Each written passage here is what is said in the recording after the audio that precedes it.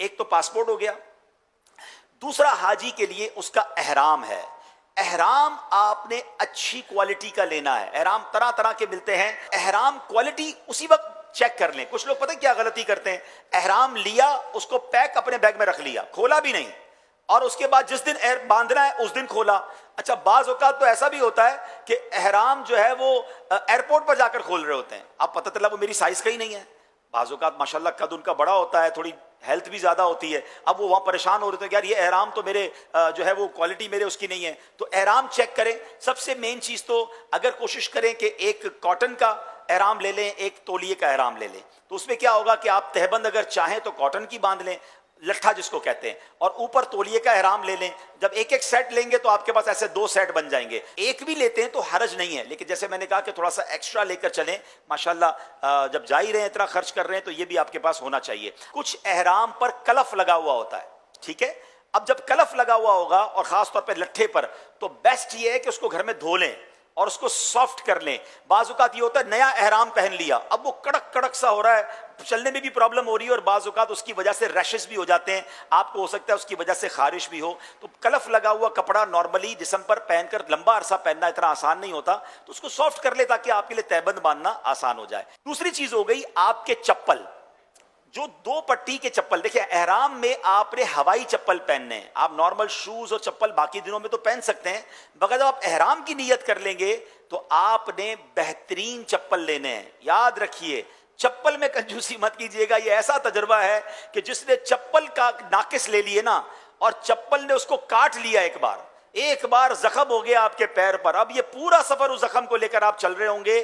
تو چپل کا تو میں مشورہ دوں گا کہ آپ وہ چپل خرید بھی لیں، اور خرید کر پاکستان میں ہی اپنے وطن میں چلنا بھی شروع کر دیں اس کو. تو یہی چینج کر لیں، نہیں یار یہ میرے پیر میں صحیح نہیں آ رہا، دوسرا لے لیں. تیسرا چیک کر لیں. اور جو چپل آپ کو مافق آ رہا ہے نا کہ یار پیر بالکل مزیدار ہے، سافٹ ہے، اب ایسے کم از کم 1-2 لے لیں یا 1-3 لے لیں، کیونکہ وہاں کھو بھی سکتے ہیں. تو چپل اچھی خریدیں، احرام اچھا خریدیں. اور تیسرا آپ نے بیگ اچھا خریدنا ہے. ٹھیک ہے، بیگ کیوں اچھا خریدنا ہے؟ پہلے آپ یہ ایزیوم کریں، پہلے آپ یہ سوچیں کہ ایسا بیگ خریدنا ہے کہ میرا پورا سامان بھرنے کے بعد اس بیگ کو اٹھا کر کوئی 12 بار پھینکے تو وہ بیگ زندہ رہے گا کہ نہیں. ایسا بیگ، کیونکہ آپ کہیں گے کون پھینکے گا میرے بیگ کو، بھائی میں تو سینے سے لگا کے رکھوں گا.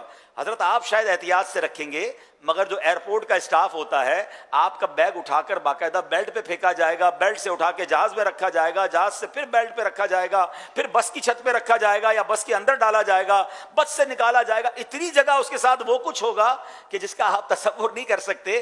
تو بیگ اگر آپ کا مضبوط نہیں ہے اور اس کا ہینڈل ٹوٹ گیا، اس کی زپ ٹوٹ گئی، تو پھر آپ پھر بڑی تکلیف میں آ جائیں گے. تو یہ 3 چیزیں بیسٹ لینی ہیں. چوتھے نمبر پر بیگ لیتے وقت، یہ بیگ بھی ہم دکھاتے ہیں آپ کو. بیگ میں بھی کیا کرتے ہیں، غلطی کرتے ہیں لوگ. اچھا یہ اب ٹرالی بیگ تو سب کے بہت مشہور ہیں. اب دیکھیں ٹرالی بیگ میں بھی آپ نے یہ 4 پہیے والا بیگ لینا ہے. کوشش کریں، یہ دیکھ رہے 4 پہیے. اس کا فائدہ پتہ کیا ہے؟ اگر 2 ویلر بیگ ہوگا تو آپ اس کو یوں چلائیں گے نا تو آپ کے ہاتھ پہ بوجھ آ رہا ہوگا. اگر 20 کلو کا بیگ ہے تو آپ کو مشکل ہوگی چلانا، لیکن اگر 4 پہیوں والا بیگ ہے تو جیسے آپ چل رہے ہیں آپ کے ساتھ یہ بھی چل رہا ہوگا، تو بہت سکون کے ساتھ آپ اس بیگ کو لے کے ٹریول کر سکیں گے. تو کوشش کیا کریں بہترین بیگ 4 ٹائر والا لیں. اچھا کچھ لوگ ٹرالی کے بغیر والا بیگ لیتے ہیں جو ہاتھ سے اٹھاتے ہیں. دیکھیں اگر آپ گاؤں وغیرہ کے ہیں تو ماشاءاللہ وہ تو تگڑے لوگ ہوتے ہیں، وہ اٹھا لیتے ہیں. ہم شہر کے لوگ اگر 5-10 کلو کا بیگ بھی ہاتھ میں ہے نا تو 1-8 کلومیٹر کے بعد وہ 5 کلو کا بیگ 50 کلو کا لگنا شروع ہو جاتا ہے. یہ اسکول بیگ آپ کو مینا عرفات کے لیے کام آئے گا، اور یہ آپ اپنے کاندھے پر آسانی سے پہن لیں گے. ایک کاندھے پر پہن لیں، دونوں پہ پہن لیں. تو اب آپ کا اس کا فائدہ کیا ہوگا کہ آپ کے دونوں ہاتھ خالی ہوں گے. بیگ کمر پر ہے، آپ کے ہاتھ خالی ہیں، آپ نے تسبیح پڑھنی ہے، آپ چل رہے ہیں، آپ بڑے ریلیکس ہوں گے.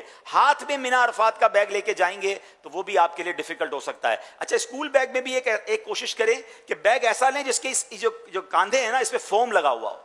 کچھ لوگ رسی والا بیگ لیتے ہیں کہ دونوں طرف رسی. ٹھیک ہے، اب اس کا بھی تجربہ کیا ہوا کہ جب رسی والا بیگ لیا اور اس میں وزن ہے پیچھے، تو تھوڑی دیر بعد یہ رسی بھی آپ کو چبھنے لگے گی. تو جب یہ سافٹ ہوگا تو یہ آپ کو تکلیف نہیں دے گا. تو انشاءاللہ آپ یہ دیکھیں نا، آپ کہیں گے یار یہ مہنگے مہنگے خرچے کروا رہے ہیں، اس نیت سے لیں کہ انشاءاللہ ان تمام چیزوں کے ساتھ کم از کم 12 بار مدینے جاؤں گا انشاءاللہ. تو یہ پھر کام آ جائے گا، آپ کے ساتھ بار بار جائے گا. تو خرچہ یہ آپ کو وصول ہے، ورنہ یہ وہ کنجوسی ہے کہ جس کی وجہ سے آگے جا کے ڈیفیکلٹی ہو جائے گی. تو یہ 3-4 چیزیں